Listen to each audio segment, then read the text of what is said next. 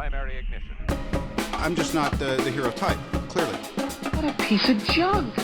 Enterprise, this is the captain. I got a bad feeling about this. It's all part of the plan. Engage. Welcome back to Podcast 2 for 1. I'm your host, Donovan Thompson, with my co-host, Daniel Wingfield. and today is episode 221 of Podcast 2 for 1, youtube.com/2 for 1 studios. Actually, it's at 2 for 1 studios. I've been kind of getting that mix. 221, is that what you said? It's youtube.com/at 241 studios. And we are at episode 221. Yes, we are episode 221, which means we are 20 episodes away from our destiny, Daniel. 20 episodes.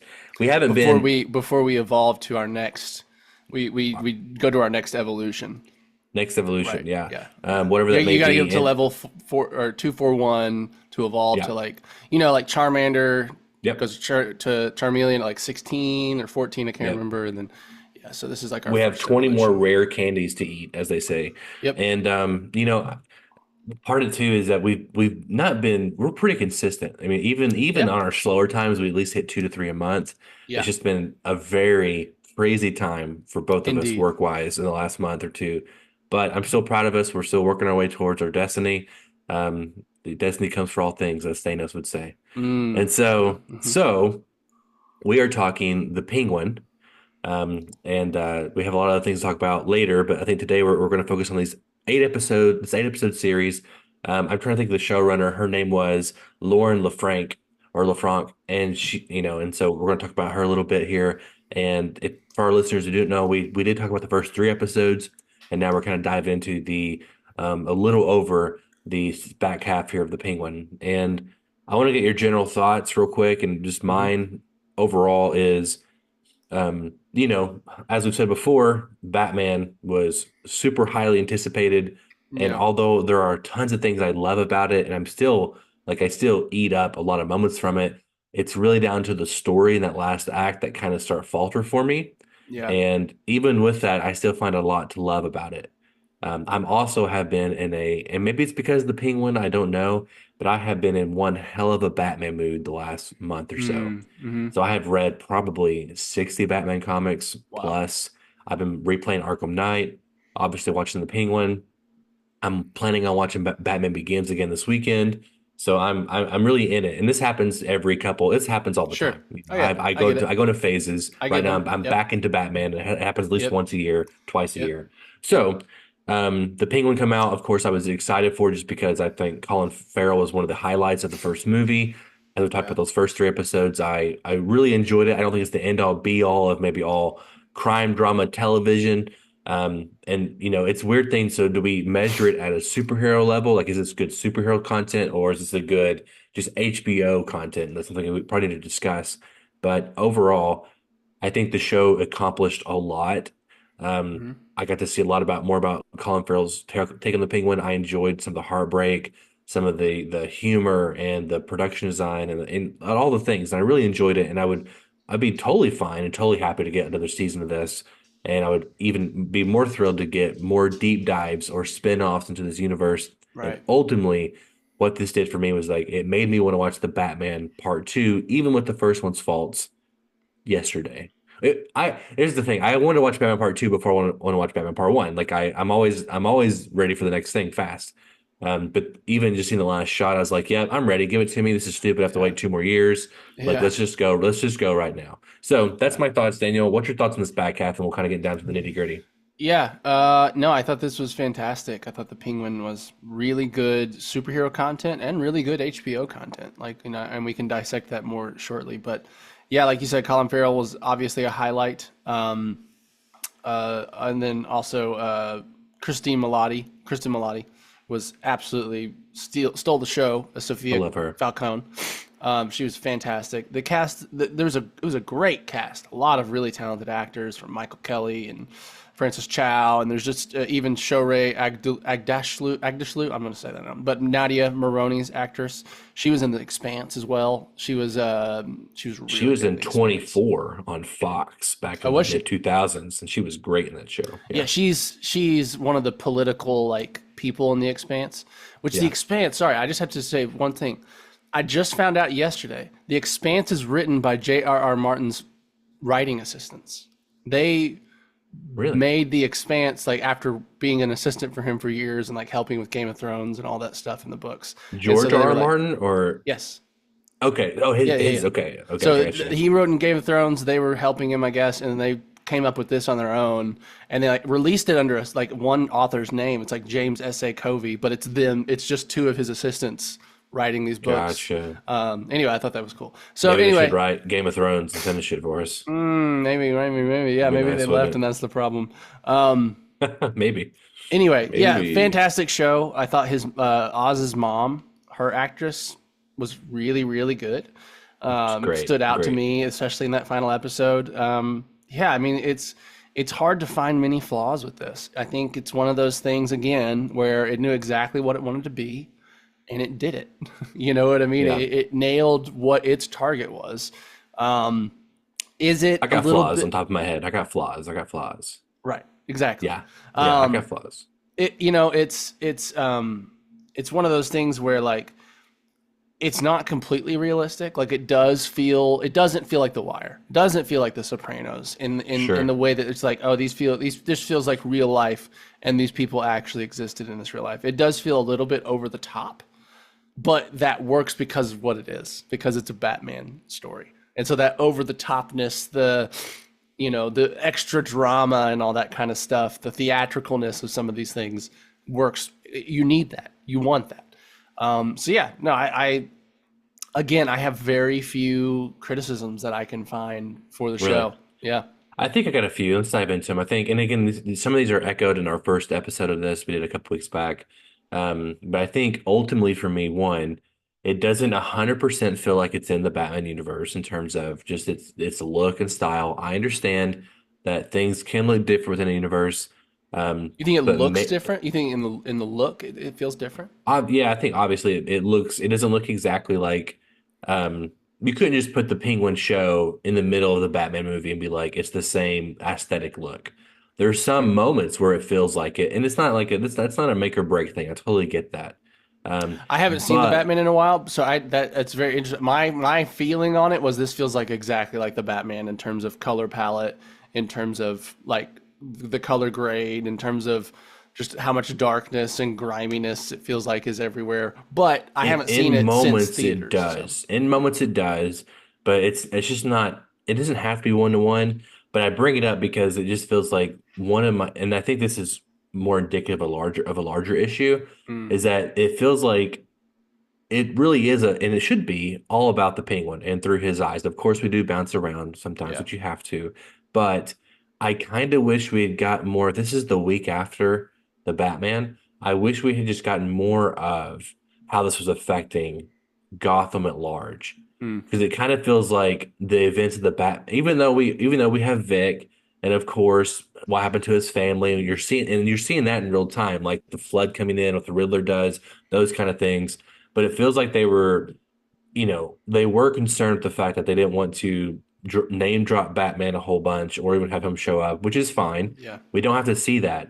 But I think honestly, the show makes me feel like the events at the end of Batman are not as big as the movie portrayed them to be.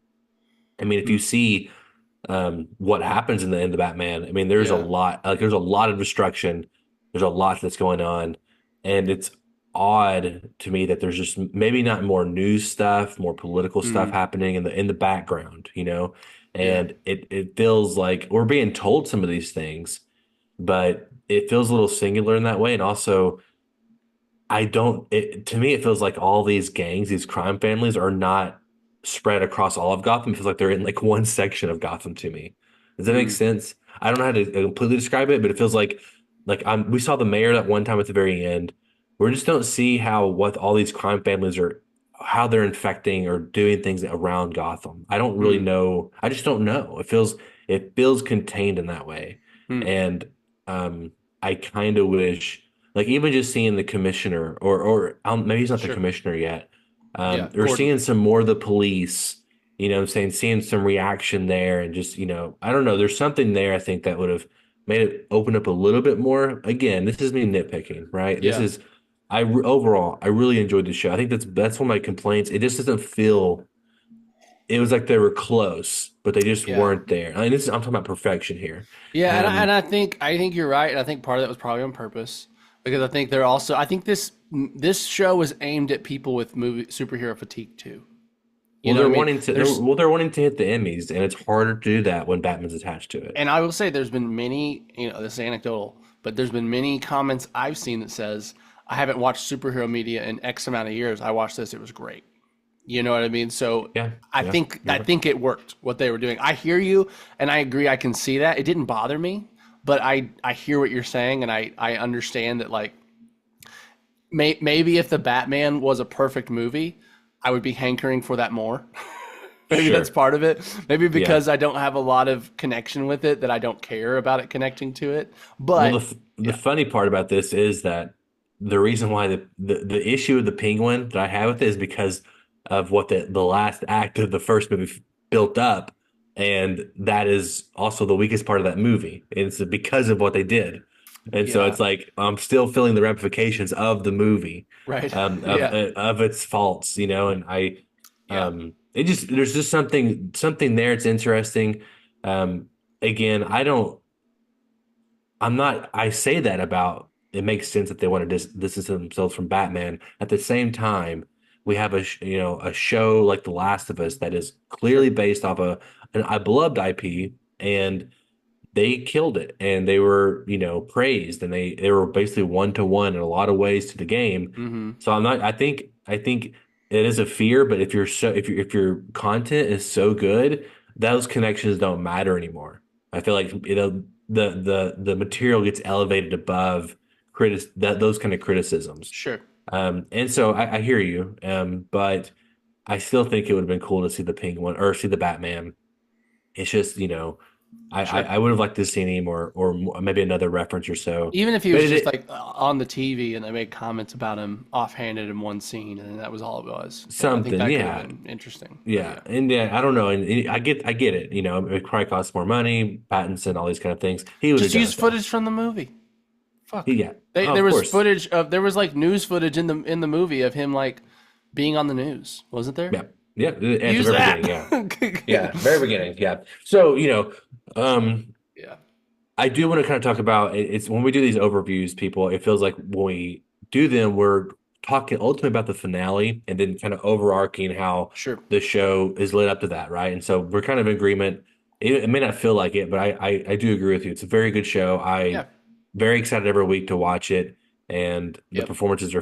What's amazing is I love this is my favorite thing about HBO shows other than their quality, other than everything about the shows is that that separates them from all the other like networks or TV shows. I love the last 5-minute, 6-minute thing after the credits, where it's like, here's us breaking down the episode, and you get to hear from the showrunners. Yeah. And I love that stuff. And That's funny. every time, Succession, Last of Us, now the Penguin, Yeah. I love watching them on Game of Thrones because also they also help you.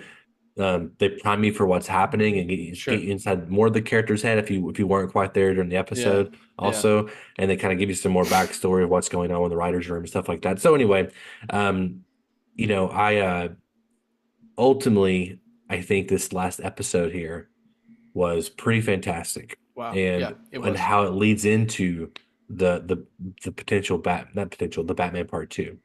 And let's just kind of get the elephant out of the room. I think it was absolutely heartbreaking. We talked about this a little bit before the pod. Vic's death, and it's one of those things like when you see it, I wasn't sure that this was going to happen. There's always a possibility. We talked last episode about, does he fit in that universe of the Batman? Like he might be one of the characters that doesn't quite fit there because of the way his innocence and just the way he looks. And they kind of solved that question for us. He's not going to be in the Batman Part 2. And ultimately, I think it's one of those things where when you don't know it's going to happen, maybe you did. We'll get into that. Yeah. But when it does happen, you're like, this always had to happen. That's kind of my thoughts on it. Yeah, and I do want to pat myself on the back just a little bit because the first night we watched it, we watched the first 2 episodes. I don't remember which one it was, but I remember turning to my wife and I said, Oz is going to kill him. Said that, like, he's going to kill Vic. And it was just, I think it was this feeling that like they were giving us this super likable character in a world of very not likable characters. In that way, he didn't fit. And just knowing how dark and twisted and like kind of evil almost that this part of the like there's this part of this like kind of sinisterness to this Batman universe, I think too, that I don't think it fully came to fruition in the movie, but like I like the idea of it just being kind of just dark and kind of like gothic-y and like just like I don't know, it just has this like sinister tone to everything. And so it just made sense to me, like they're going to make us fall in love with him and they're going to have Oz kill him. And they're going to make us like both of them. And they're going to have one of our like characters we like kill the character we like that's more innocent. And then we're going to have to figure out how we feel about that. It just sounded like the perfect way to end the series for a character they're obviously going to make us like, but they obviously don't want us to think is a good person. It's just the best way to set that up. I think the brilliance about this too is I mean, maybe it's easier to call that, right? Is like, of course, look, all the reasons you said, but I think maybe the reason why he does it is the thing that maybe is more of a twist of the knife, and he does it because of the fact that he does care about him, which is this sick and twisted viewpoint of the world where like my weakness this whole season, this week of my life has been my family attachments, right? I got rid of part of it, which is maybe another complaint is like the brother stuff kind of coming at the very end of the show. And maybe it would have been better to kind of pepper that in the beginning because it kind of felt like that was like a weird plot point that just kind of come in the last 2 episodes. I liked it. I mean, here's what I'll say. What I really liked about Oswald's arc is that we get introduced to him. He's this gross, slimy gangster that kills anyone, whatever, is, this basically just not a good guy, taking advantage of Vic, all this stuff. And so then we start getting this backstory and it kind of starts trying to make us empathize with him, right? Like even the way they show his brother's death and him reacting to it, like that night when he's like with his mom, there's almost this feeling of he doesn't really realize what he's done, right? There's almost this feeling of like he's a kid. He was just playing. Yeah. But it feels like they were giving us the impression that we didn't know if he was consciously aware of what a horrible deed he had done. We know that he was playing with his brothers. He locked them in a thing. And to a degree, there's like, okay, yeah, kids, when they're playing with each other, shit like that can happen. That's super tragic. That's not on purpose. It's just kids, right? Playing in a place they probably shouldn't have been. They walk a line with it. And just his expressions, but I think that's the way he's looking at the window. Yeah, kind of. They make him seem like a kid. They make him seem like, but maybe maybe this guy is just a guy that's had a rough upbringing, has never been shown, the kind of love he needs, and like has this weird attachment to his mom that's this toxic relationship. Maybe it's not his fault, right? Like that's what the show is trying to tell us. Like, what if it's not his fault that he's this way? What if he's not a monster? He's just had a rough time. And then the finale says, no, he's a monster. Yeah. He knew what he was doing then, and he knows what he's doing now. And he's okay with it. He has no empathy. He's a sociopath, right? Like it literally says, no, he didn't feel emotion when he killed his brothers. He was fine with it. And I think that's such a had more emotion killing Vic than he did his brothers. Sure. But I just think it's like it's such a powerful way to just in a world of TV. And listen, I love it. I love it. Ever since Lost, I feel like started this trend of introducing us to characters and making them so fucking unlikable. And then the next episode, you get their backstory and you love them, right? It's like the Lost pattern. That's the perfect Lost analogy. It's exactly what the first season is. And I think a lot of shows do this, right? I think a lot of shows, and I think we've talked about it, like the most interesting villains are empathetic villains. You know what I mean? Like, the ones where we understand what they're trying to do and we kind of get it. And so they're trying to tell us that Oz is one of those understandable villains at first. But he's bad. Yeah, but he grew up in this rough world and he had all the shit to deal with and his mom and blah, blah, blah, blah, blah, blah. And then by the end, it's like, no, this isn't a story that we empathize with and we feel better about. We need to understand he's like a sicko. He's sociopathic, homicidal guy. You know what I mean? And so like I just think that's a brilliant twist even on the like trend of narratives right now in like TV and movies and how we deal with villains and stuff like that. Well, I thought it's pretty brilliant. How they shot it, the performances in that moment when he's killing them. it's heartbreaking, and Vic, it's just hard. It's kind of hard to watch a little bit too. It is, And yeah. Colin Farrell alone should get an Emmy probably for that scene. I mean, it's wonder. I mean, I think it was, they just hang on that. I think they like cut once, which is like they're up close at first and they cut to wide maybe, but like it's just so static and it's so like. There's a version of this where you make it more dramatic, like we see shots of Vic's face as he's like suffocating more, or we like, like it really draws it out. But there was something about it being so, like it seemed like such a simple decision for him. He did it. The key is the serenity of the atmosphere. They've won. It's calm. It's quiet. They're next to the water. But it's like it did. Like this was not a big decision for Oz. This was a casual decision he made to keep going. Like it wasn't like he, it just felt like it wasn't a drawn out. Sure. Oh no, sure. I just think it's like it hurt him. It felt so. All right, I'm gonna do this now. Like you know what I mean? Like there was no. I don't know. Sure. I thought and that's how they should do it. Just so, hey, we don't. There's not a big tell for the audience. Yeah. But I think that he probably felt it up until the moment Vic dropped. Sure. And then once Vic dropped, he's a different person after that. Sure. And I did love how he took his money out of his wallet after that too. I thought that was such a little fucking way to end that cherry scene. on the top, of course, he takes. Why wouldn't you? He doesn't need it anymore. It was his money anyway. He was giving it to him. It's what a perfect note to that scene for that character. Yeah. All right, I just killed this guy that was my brother. Now, hey, you got any cash? Yeah, it's great. It's great. Best thing of this season, in my opinion. Again, this is a Batman show. Is that when it all ended, when we saw Vic drop, when we saw his mom in a vegetative state, we saw the Penguin become become the Penguin, like the real the mob boss Penguin. Yeah, become a prince of crime, so to speak. Yes. When you see that, and you see like how sick and twisted he is, and how he has no empathy for anyone anymore, like he truly is someone who without attachment now. Well, and then that scene where he's dancing with his girlfriend in her dress, in his mom's dress, and he's like basically making her role play as his mom. Yeah, he wants to fuck his mom. The hair was just like his mom's too. Oh yeah. It's super sick and twisted. And keep in mind, she like sent Sophia to go kill her like a couple hours or a day ago or something. Keep that in mind too. Yeah. No, I agree. Like she was like cursing his name like last episode because of this shit. But it's perfect. She's getting paid now. He is somebody, and she's going. And it's like it's one of those things where she probably likes the power aspect of it, but she also probably is fucking terrified of him now and can't tell him no. Yeah, it's a mix of both. But seeing the pan over, and he's like, "No one can stop me now," and of course, bitch. The Batman is in Gotham. So seeing that, I was like, okay, well, the one of the best things about this show for me is that now, even though his role will be, it's reported he'll be in Batman Part 2 and potentially 3. Yeah.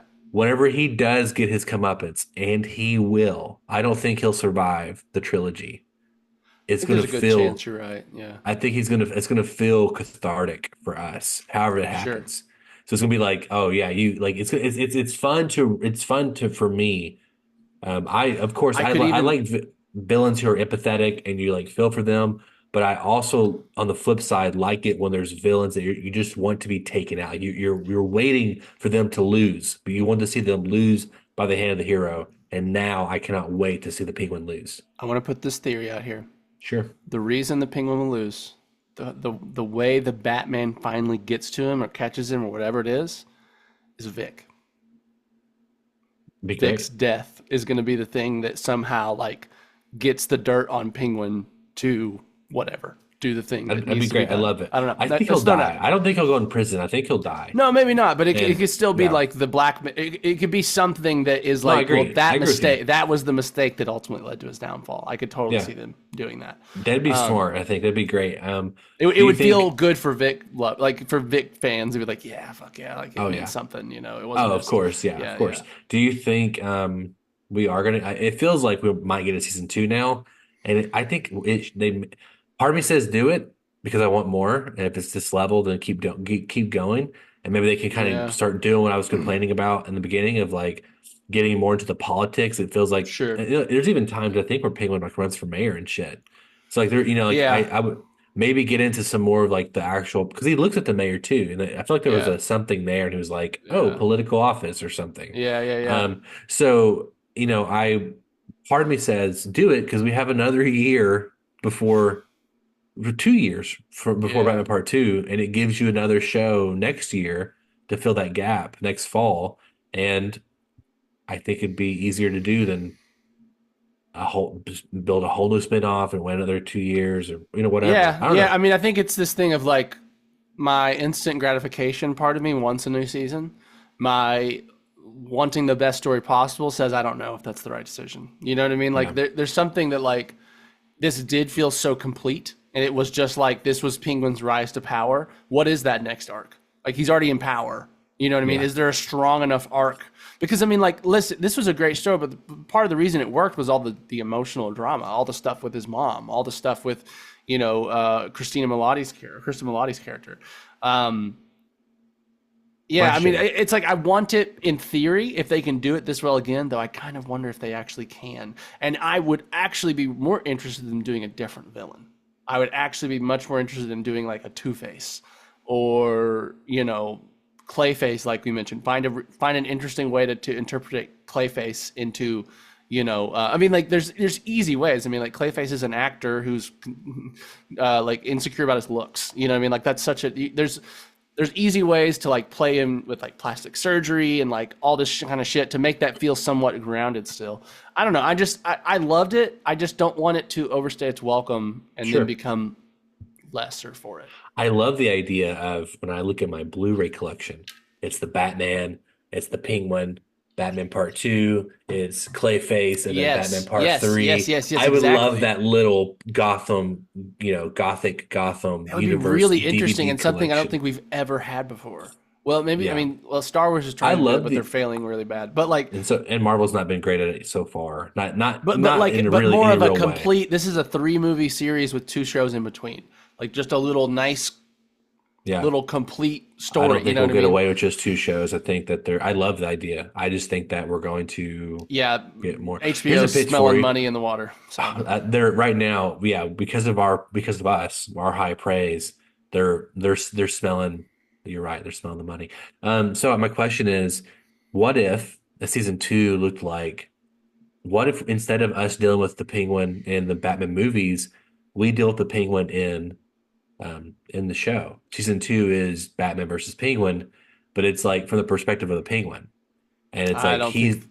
I would love that. I just don't think. Do we're you gonna- like the concept though? We're not going to get that. Do you like the concept, or would you rather save it for the movie? Because here's the thing. Here's the kicker: is that Colin Farrell told us like this week that he's only got like 4 to 5 scenes in the Batman Part 2 right now? right now. But he said he's going to be in Part 3, so maybe he is like the one of the top 2 main villains in Part 3 or whatever. Who knows? No one knows Yeah. that. Not even Matt Reeves knows that. I don't think. But my Yeah, I question wonder is how he like, would play into the Court of Owls if they tied them together. I mean, if he's an elected official or something, you can easily just have him the corrupt part of that, or he's helping. They're Do you using think he him would to be do on the something. Court of Owls side, or do you think he'd become a temporary ally for Batman to fight the Court of Owls, and then at the end they turn on each other? I don't know, man. See, that's the thing. I want to see the Court of Owls more than anything. I don't have the confidence yet that they're going to do it correctly. What I really hope they do is they focus on a singular villain again. I wish to God it would be Hush. That just feels like the perfect villain for this Batman universe. Hush. Yeah, I mean, Court of Owls is perfect for this Batman. But Court of if Owls they needs to do it be the correctly. 3rd movie. Court of Owls needs to be the finale. That is the like Batman having existential crisis movie. We don't need that yet. I think that should be the Well, final end. But Matt Reeves said this week, he said that Batman Part 2, it's about, does Bruce want to think should Bruce be Batman still? So we're gonna get some of that because of the events of the first movie. it sounds like in some ways like that's exactly Bruce's arc in The Dark Knight. In some ways. It's his arc in every fucking Batman Yeah, thing, true. really. Yeah. Should I be doing this? Should I? Yeah, Am I yeah. wasting my time? But I agree with you. I think Hush is an amazing villain. I really wish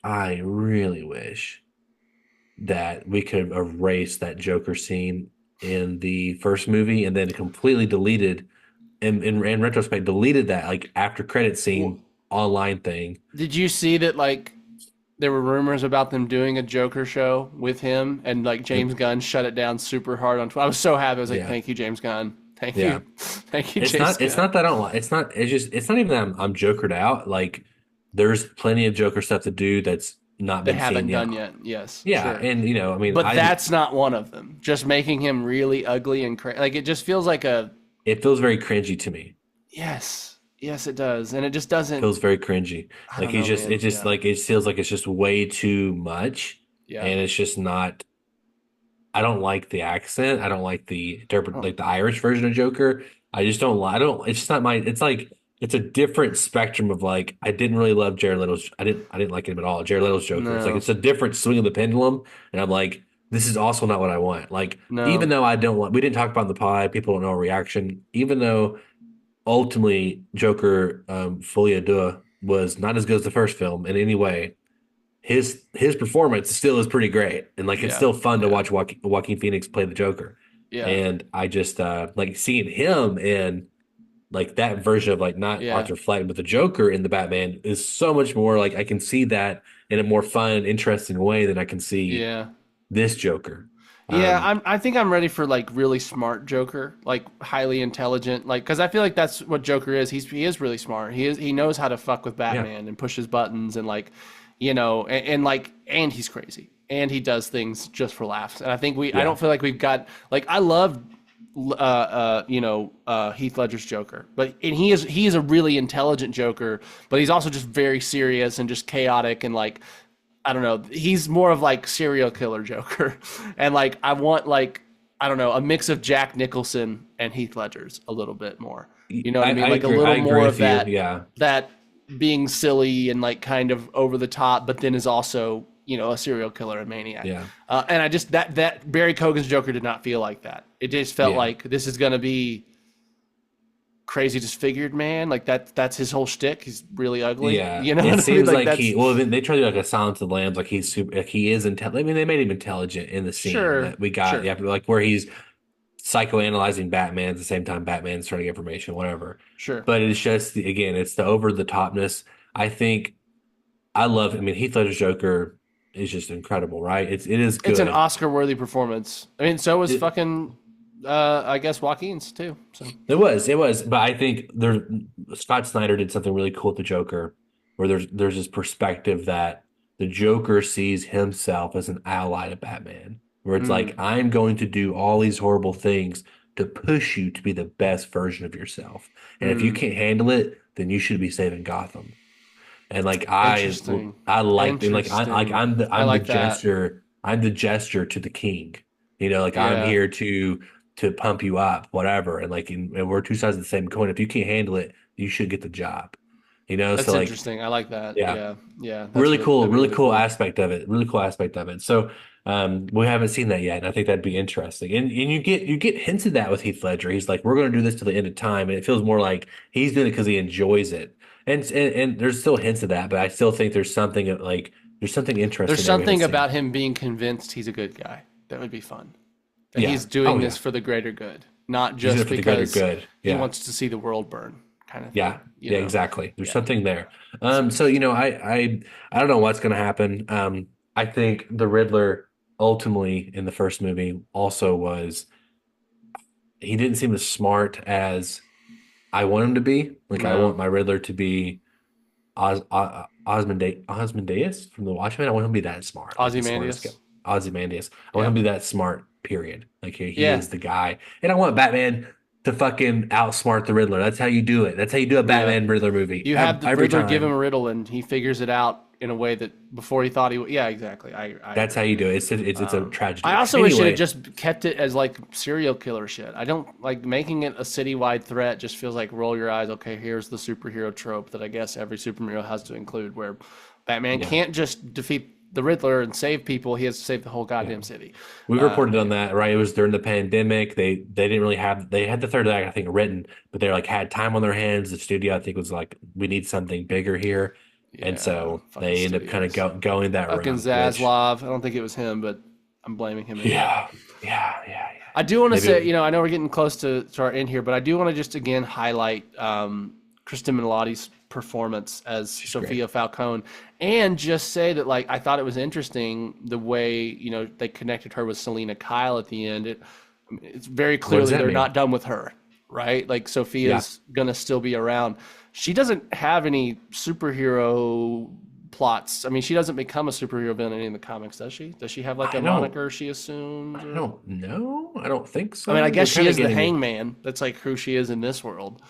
Yeah, I don't really know. I mean, Matt Reeves come out and said like there wasn't any, and he's like a roundabout way, there wasn't any inherent plans for her, but now the response has been so good for her, and we kind of teased a little bit. You never know what's going to happen, and so it feels Yeah. like this show has maybe shifted some things. Well, and I've seen reports that it's like HBO wants the next superhero show soon. Like they want to do this. Yeah. They are ready to keep it going. Well, they're so ready. They're like, they've had to. We've said this before, but now even more so, they've had to be like, "Hey, James Gunn, can you please just make this canon to your DC universe so we can already There's be?" no way he's going to. I am there's no very way. I agree very with you. happy he will not do that because I it agree. doesn't fit at all agree. with what he's wanting to do. I love this, but keep it Elseworld. Keep it. I If agree. we have a multiverse shit someday, bring Pattinson in. Great, Yes. but I want to see it. other than that, God, keep I him wanna in his see that. universe. Do not try to make them the same thing. Oh, that would be bad. Man, Yeah. I want to see Pattinson with like Keaton. Bring back Bale. Val Kilmer too. Bring back Bale. Man, if they got Bale, it's like one of those things. Like it just feels like it's impossible, right? I To feel get like it's all those impossible to guys, yeah. Well, no, it feels like it's impossible to get Bale. We can get Affleck Yeah. back. We can do that. We can't get Bale. I feel like Bale is just like, He's such an actor's actor. It would be like he Yeah. wouldn't want to return to the role to like yeah. tarnish Will the Will legacy. Nolan direct my scenes? If that, those kind of Yeah. negotiations. Yeah, hey, I just- Tom Holland's about to be at that level too if he's starring in the next Nolan movie. He's about to be That's true. an That's actor's true. actor. Fuck, Yeah. Zendaya's in it too. It's like and Lupita Nyong'o, I think is her name. Neong or Nego, You know, yeah. Anyway, they're casting all Marvel characters.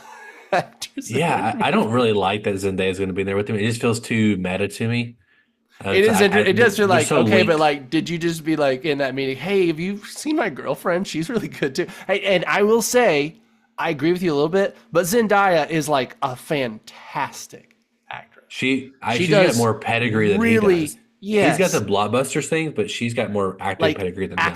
actor shit, like deep roles, Yeah. complicated characters. And I shit. don't. So I don't. still I don't love blame her him. But as an actress. Like, I mean, I think she's a really nice person, sweet. She's very pretty. Did you watch? You should watch it. It's called. I think it's called Hustlers. I know what it you're was- talking about. I haven't seen it. It was. Yeah. It was good. It was good. But I mean, dude, It's a she is really vampire good, movie, dude. I guess. Yeah, this will be interesting. This will be I very cannot interesting. wait. Yeah, Ryan Coogler has a vampire movie coming out, and we have Chris Nolan. We need to come up with one too, I guess, pretty I soon. guess so. Yeah. So anyway, yeah, I mean, the Penguin's great. I really enjoyed it overall. I had a good time with it. I'm very curious to what HBO and Matt Reeves' next move is. Matt Reeves doesn't strike me as someone who, even though he comes off as an auteur in a lot of ways. I think he's more of a company man than James Gunn is. Yeah, it's interesting. I'm trying to figure out Matt Reeves in general. It does feel like sometimes it feels like he acts like there's more plan than I actually believe there is. Sometimes, like this was all thought through in a way that I'm like, I think you just came up with all this, kind of thing. You know what I mean? We're Yeah, like, yeah, oh, well, yeah. we're gonna do this, we're gonna do that. I don't know. He does feel like someone that like all of a sudden he's in charge of a new Batman universe, and I'm not sure he ever planned for this. I'm not sure he ever was planning on being I don't like know. an It ex- seemed like he always was going he's- to do a 3-movie thing. He always right, had but now 3 he's movies. producing TV shows, and now they're asking for more TV shows to be. So he's building his own little Matt Reeves universe over here. Yeah. I don't know if that was what he thought would happen from one Batman movie. Maybe he did. Maybe that was the plan all along. I do wonder if he can do that. I mean, listen, the Penguin was amazing, but he didn't do much with that. Executive producer. No, right? he really didn't. He didn't really Yeah. touch it. So I don't think so. the best part of his universe, someone else did it. You know what I mean? So yeah. it is I this. think also it's just this universe has taken so long to see. When was Why the is it last- taking so much longer for Batman 2? Did it just?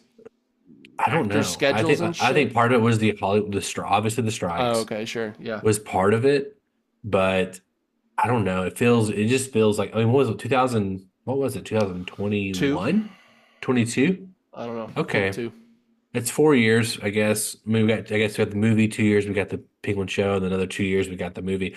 4 years is a long time though for another Batman movie. So that's a long time. Yeah, it was 22. End of 22, I think. So yeah, no, or no, sorry, March. Yeah, So no, you're it'll right. be almost coming up on 4.5 years or Well, they're 2.5. saying 2026 right now. It's October, like Halloween 2026. Yeah. It's It was on 2020. Halloween. Man, Yeah. are they doing the long Halloween? That would be so good. No, I don't feel like we've gotten I know Nolan borrowed a lot of long Halloween ideas for his trilogy. Really the Two-Face stuff. Yeah. Yeah, but like, I would love a proper tell us a Batman story that takes place over a year. That sounds awesome. You know what I mean? Like, That'd be cool. Hard Yeah. to do structurally. Maybe Sure. cool though. I mean, and like the Batman is a Halloween movie. It starts on Halloween. It starts on Oh, that's wow. when the movie Yeah. starts. yeah, There's Yeah. a kid wearing a pumpkin mask on Halloween. Yeah. You know. yeah, So and it takes place like over what, like 4 days or something, 5 days. yeah. Calendar Man in general, or Holiday. Was the Holiday guy? I can't remember his name. Those, Holiday Killer. Yeah. yeah, those would be really fun. Well, that is the long Halloween. It's Yeah, it's I know. Calendar Man and Yes, the I Holiday know, Killer. but those are just fun. Like, they don't really have powers. They're just crazy serial killers. Like, I like when Batman is facing those kind of people too. Yeah, I like it when Batman's smart and he's using his intelligence, and that's always fun. Yep. We'll see what happens. I don't know. How We can will. our listeners find us, Daniel? Listeners, you can write into bit.ly/241mail and give us your thoughts on the Batman. Or sorry, no, I'm sorry, the Penguin. Tell us Were the you- Batman also. Let me know what why you not? think. How are you feeling about the Reeves universe right now? But yeah, in particular, the Penguin. What were your favorite parts? Who were your favorite characters? Did the twist surprise you as well? Let us know. bit.ly/241mail. And if you can't hit us up on our Bitly, you can always find us in the comment section below, youtube.com/@241studios. It's the best place to consume all the content. And I keep saying it, but I cannot wait to break down the Batman with Bruce Hutchinson. Sorry, Dr. Bruce Hutchinson, because like, here's why, Daniel. I know exactly what's wrong with it. That's why Yeah. I can't wait to break it down, because I know what's wrong with this movie. And so You and want it's to like, you want to have it on paper. I want to have it on So when people are record. like, "Why is it wrong?" You can be like, "No, read this dissertation on why Yeah, it's wrong." 100%. That's what I want. I'm going to, every time I get in a debate, I'm like, hold on a second. I'm going to send them a link to my To like Bruce's podcast. breakdown in the podcast. Yeah, like, here you go. Here's a doctor broke this down. Like, here you go. yeah. So this guy's a PhD in film. So anyway, yeah, I can't wait to do that. And I'm really hoping that things are ironed out for the Batman Part 2, and we're getting, because it's for how long of the first movie is, it's incredible, like, that it feels also like the arc is so tiny. Like, it feels like not much happens, and it's hard to explain. Hmm. I I remember the internal arc feeling incredibly rushed and not. Have you only seen it one developed. time? Yeah. Wow, Well, I'm just I've mainly seen thinking I have about- seen it like 7 times. I'm thinking about the whole Bruce's father, kind of all that shit, and then like a 2-second conversation with Alfred, and he's over it. That part I remember being just frustratingly shallow. You know what I mean? Just Yeah. like so shallow. So Definitely. All right, man. Yep. My name is Alvin Thompson, I'm Daniel Wingfield. and we have spoken.